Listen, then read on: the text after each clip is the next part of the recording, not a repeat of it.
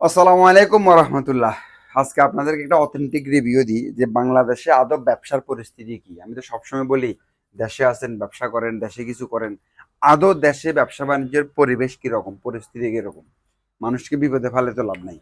আসলে সত্যি কথা বলতে কি, বাংলাদেশে ব্যবসার হিউজ একটা অপরচুনিটি আছে, তবে ছোট পরিসরে।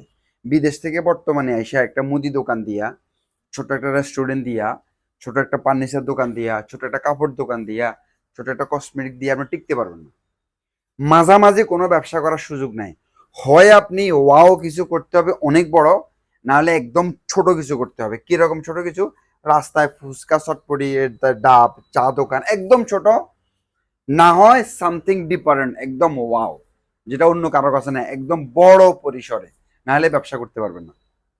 এবার আসেন বাংলাদেশের মানুষ কি রকম। বাংলাদেশের মানুষ হচ্ছে এত পরিমাণে অলস, এত পরিমাণে অকর্মিক, এত পরিমাণে টাকা নষ্ট করে, যেটা আপনি ধারণা করতে পারবেন না। আপনি কি মনে করতেছেন যে বাংলাদেশের মানুষ না খাই রয়েছে, না ভরে রয়েছে? দামি দামি জামা কাপড় সবার গায়ে, প্রত্যেকটা ইয়াং ছেলেপেলের কাছে দামি দামি ফোন, বাইকস, হিউজ টাকা খরচ করতেছে, হিউজ। তাহলে এত টাকা তারা যে খরচ করতেছে এবং তাদের যে লাইফস্টাইল, আমি যদি বাহারের একটা এক্সাম্পল দিই, যারা হুরাতে কাজ করেন, গুদাবিয়াতে থাকেন, কয়জনে গাড়ি নিয়ে, বাইক নিয়ে বা প্রাইভেট কার নিয়ে কাজে যান? বেশিরভাগ হেঁটে যান। অথবা আমরা অনেকে দেখা গেছে মানামা থেকে রাসলমান থেকে মানামা হাঁটি আসে, অথবা আমরা পাশাপাশি একটু মানে হাঁটা হুটা বা হাঁটা মানে হাঁটি চলাফেরা করি। বাংলাদেশে টাং এই ফেনী দিঘির পাড় থেকে টাং রোড পর্যন্ত কেউ হাঁটি যায় না। 5 মিনিট দাঁড়ায় থাকে 10 টাকার সিএনজি ভাড়া দিয়ে যাওয়ার জন্য, কিন্তু 3 মিনিটে হাঁটে যাওয়া যায়। মানুষ হাঁটে না, মানুষ পরিশ্রম করতে রাজি নেই। এই যে আমরা এত বড় একটা প্রতিষ্ঠান করলাম, এখানে ইয়াং তরুণ প্রজন্মের জন্য অনলাইনে কাজ করে নিজে স্বাবলম্বী হতে পারবে। 2-4 জন ছেলেপেলে যারা আসছে, আলহামদুলিল্লাহ, তারা মোটামুটি ভালো রেসপন্স পাচ্ছে। প্রত্যেক দিন লক্ষ লক্ষ টাকার অর্ডার তারা এখান থেকে নিচ্ছে, সেল করে ভালো একটা টাকা আর্ন করতেছে। বেশিরভাগ ছেলেপেলেরা বর্তমানে ফ্যামিলি থেকে হিউজ টাকা দেওয়ার কারণে তারা কর্মবিমুখ।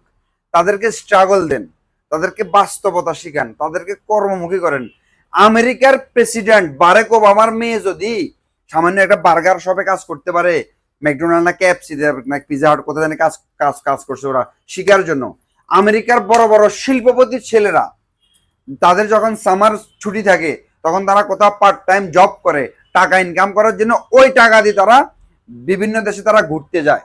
আর আমাদের ছেলেপেলেরা টাকা দাও নাহলে সুইসাইড করবো, লজ্জা শরম বলতে এদের কাছে কিছু নাই। ফ্যামিলির কাছে আপনি কেন টাকা চাইবেন? কেন? বা শহরে ছোট ছোট দুধের বাচ্চা, 8-9 বছরের বাচ্চাগুলা কাজ করতেছে, 200 টাকা 300 টাকার দৈনিক বেতন। যুবক, আর তুমি ঘরে বসে রয়েছ, কিছু না কিছু করো, কাজে লেগে পড়ো। এই যে আমাদের এখানে বর্তমানে আমরা আমাদের পার্টনার যারা আছে, সবচাইতে কর্মিক এই যে আমাদের শাহেদ। শাহেদ, তোমার আজকে ডেলিভারি কতগুলো হয়েছে? কত টাকা ডেলিভারি করছো 18,000। একদিনে? জি 18,000 টাকা তুমি একা করছো? জি আরো আরো অনেকে করছে না? জি আমাদের ওয়াকিং সেল হয়েছে না? জি হয়েছে। তাহলে 18,000 টাকা, অনেক অনেক দোকান তো 18,000 টাকা দিলে সেলই নাই।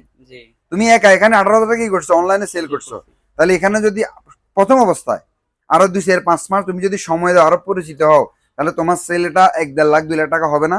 অবশ্যই হবে। তুমি এটা দোকান চালাতে পারবে না? ইনশাআল্লাহ ঘরে পারবো। বসে থাকলে কি 18,000 টাকা, আমি আমি আমি আমি ধরে নিলাম 18,000 টাকা সেল থেকে তোমার কমিশন 18 টাকা আসতো, ধরো। জি। ঘরে বসে যদি টাকাটা আসতো, না এই অভিজ্ঞতাটা হইতো, না এক্সপিরিয়েন্স পাইতা, না পাইতাম না। এখানে আসি কি তোমার লস হয়েছে?